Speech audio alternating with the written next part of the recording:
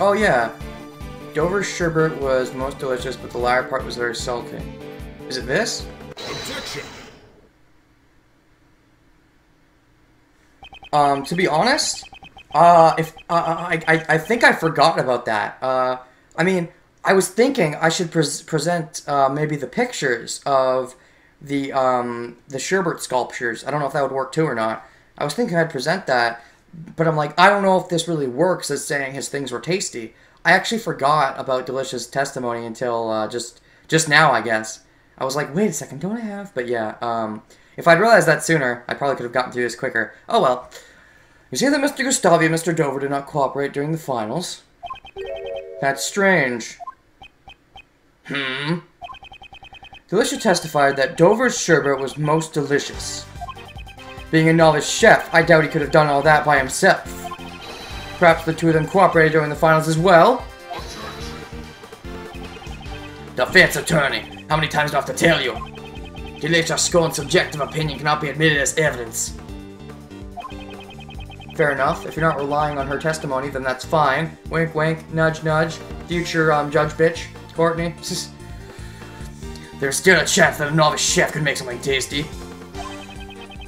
My wife is an amateur, yet her cooking rivals that of a world-class chef. Of course it does. It has to, right? Because she's perfect. It'd be nice to actually see her. Or your other daughter for once. That'd be funny. How is that not a subjective opinion? Because he's a one karma. So it counts. Counts as fact, apparently. Moreover, even if you take this pharmacist's testimony to be true, it changes nothing. She also mentioned that a part of his sherbet was very salty. Which means you can hardly call his entry for the finals perfect. And of course, everything's about being perfect, isn't it? I'm really glad they gave him speed lines. That was one of the weird things about the first game. Manfred never got speed lines. Gah! Tisk, tisk, tisk. What? No more objections? No more hold-its? No more take-thats? Especially no more eurekas? Is there no way I can prove their collaboration? Mr. Edgeworth. There's something that's been bugging me. Oh? What is it, Raymond? The desserts Mr. Dover made for the finals would have taken a long time to make, right? Indeed. They were frozen sculptures, after all. How would you have had the time to sculpt it after it was frozen? Let alone help Mr. Gustavi with his design as well. Oh? The way I see it, just waiting for the sherbet to freeze would have used up all his time. Just how was he able to make those sherbet sculptures? Oh! What if this is all... What if it's all a conspiracy? What if... What am I saying here? What if the photos... okay, I guess Hall would be in on it then. What if the photos of the sherbet weren't of, like, anything real, or they weren't... No, that's not possible. Master tasted it, and so did Delicia. Damn it. I was about to say, what if there was, like, they were fake statues, they were just created, and then after they melted, it's just, oh no, those were definitely melted things, but they were actually taken away and didn't melt. But it doesn't really work, because both Master and, What's-Her-Face ate them, so never mind.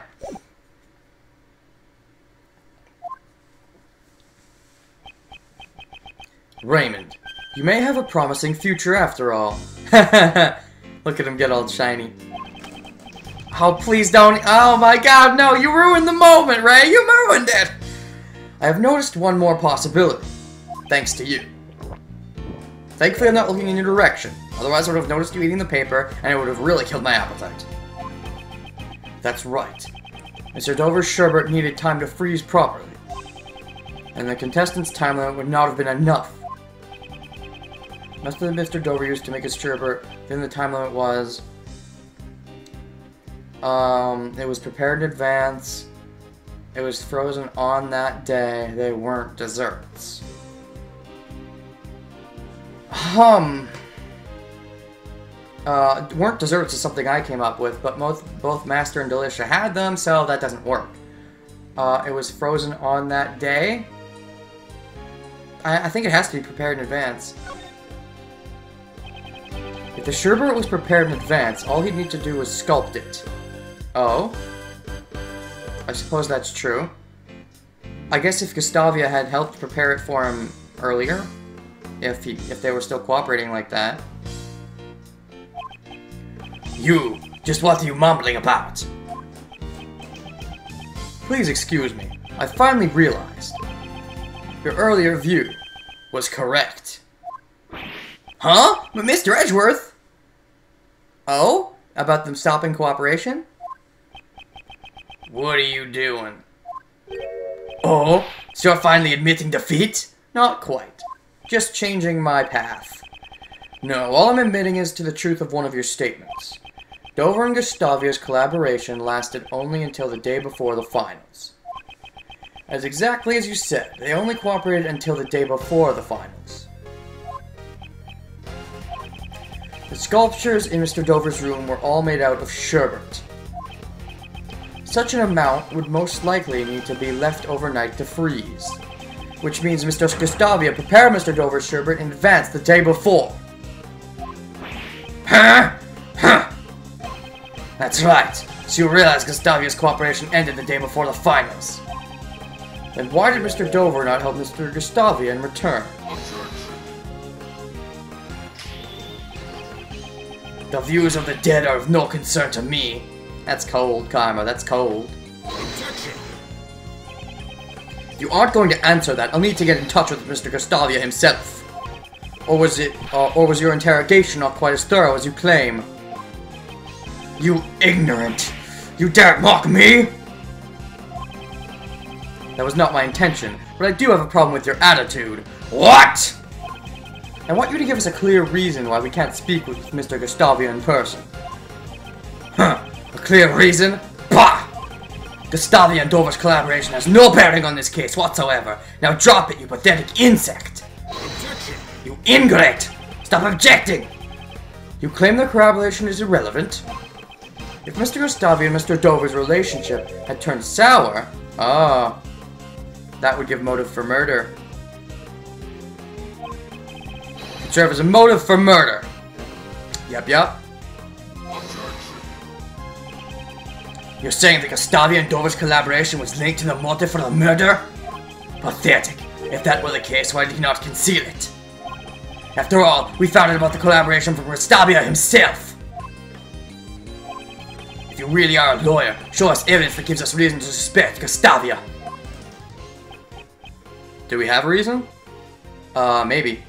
I'm not gonna bother checking. If they ask me to show, then I'll look. Only one of Mr. Gustavia's actions has been suspicious so far. Doubtless Von Karma already knows this fact. This could be a trap by Von Karma. Huh. What's wrong, defense attorney? Run out of steam? Not going to answer? But I mustn't back down now. Mr. Gustavia sneaked into Mr. Dover's room. His reasons for this are currently unclear. But the very fact he secretly entered the victim's room is reason enough for suspicion. Tisk. If that's the extent of it, I can dispel those doubts. I knew it. Was it a trap after all?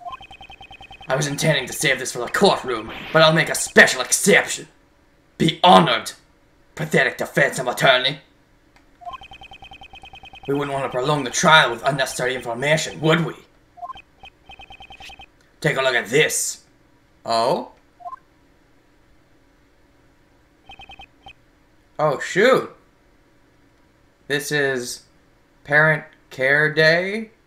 Daycare or something? So they both had kids, I guess. The one on the left... I mean, are these adopted or are they're actual kids? They both don't look like their parents. Well, actually, Gustavia's kid has similar hair color, I guess. Although Gustavia's more brownish, I suppose. I don't know, maybe it's the picture. So do we know these kids in the future? I'm not sure if we do. I don't think we do, at least not yet. This is a photo of Gustavia and Dover and their sons. Okay. Family photo added to the court record. Fair enough. So I guess their sons are friends. Gustavia entered Dover's room in order to steal this photo. Oh? Steal this photo? But why? To steal the photo? It seems their sons attended the same elementary school. Okay. Apparently, he thought that he'd be suspected if people found out he and Dover were acquainted. So, wait, just suspected of the murder, you mean? So this is before or after the murder? I don't actually know for sure.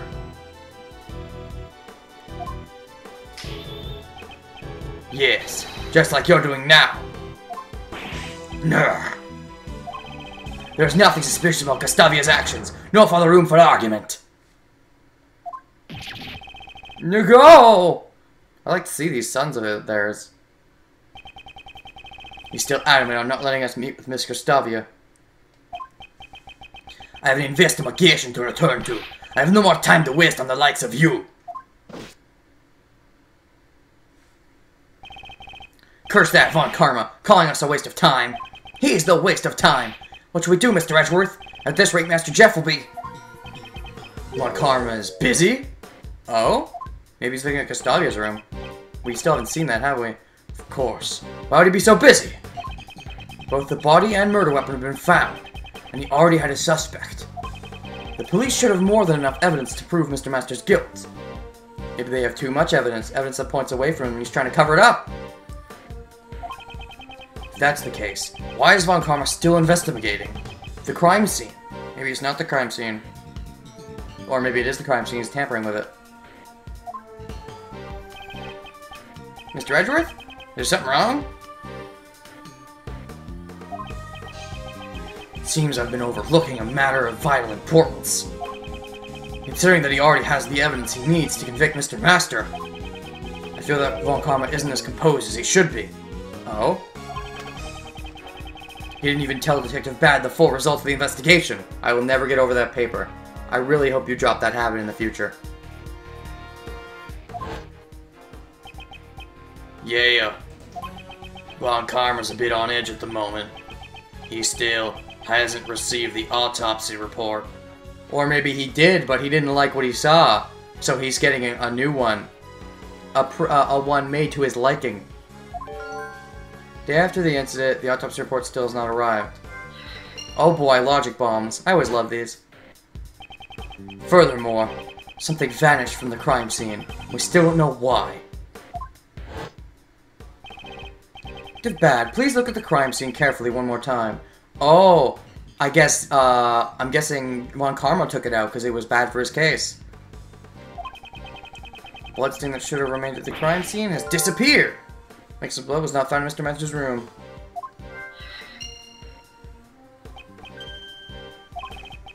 I definitely didn't get any reports about the bloodstain being cleared up. But the strangest thing we found wasn't in Mr. Master's room at all. It's a match.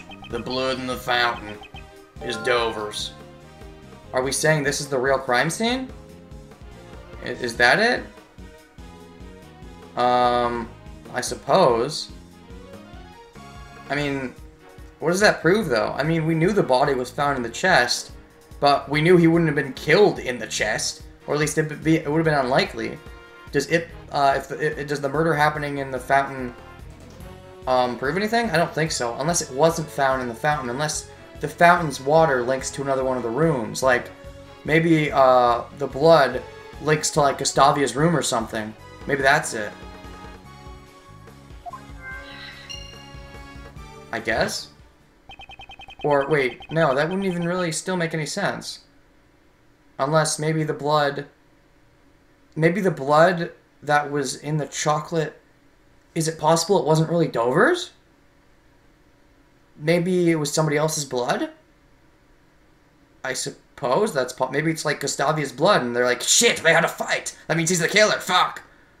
But I've already got my suspect. Well, I guess I'm gonna get the wrong guy guilty this time. Oops. Mr. Dover's blood vanished from Mr. Master's room, and somehow found its way into the fountain. What does this mean? Alright. Day after the incident, the autopsy report still has not arrived. The victim's blood was not found in Master's room. Traces of Dover's blood were found in the fountain water.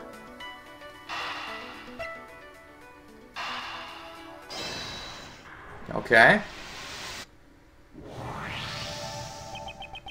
Although the victim's blood wasn't found in Mr. Master's room, it was detected in the water fountain. There would be no need for the killer to conceal the bloodstains after the body was found. It's unclear. It's unnatural. I keep saying something else. I never say natural. Oh well. I should read the whole word first. It's unnatural that only the bloodstains that were found with the body would disappear, unless they weren't the victim's blood. And actually, when you kind of look at that, it looks like that might be sprayed from somebody else, doesn't it? Maybe. Hard to say. Unless the body was moved, the blood would have still remained on the chocolate. I suppose. Don't tell me. Someone removed the body and then erased the bloodstains? Blood vanished from the scene because the body was removed? I suppose? And that's why there's no autopsy report? Because we don't actually have the body? Like, maybe on its way to the forensic lab it got snatched or something? I suppose that's possible. Day after the incident, the autopsy still is not required. Blood vanished from the scene because the body was removed. That's the only conclusion I can draw. On the way to the forensics, the body got swiped or something.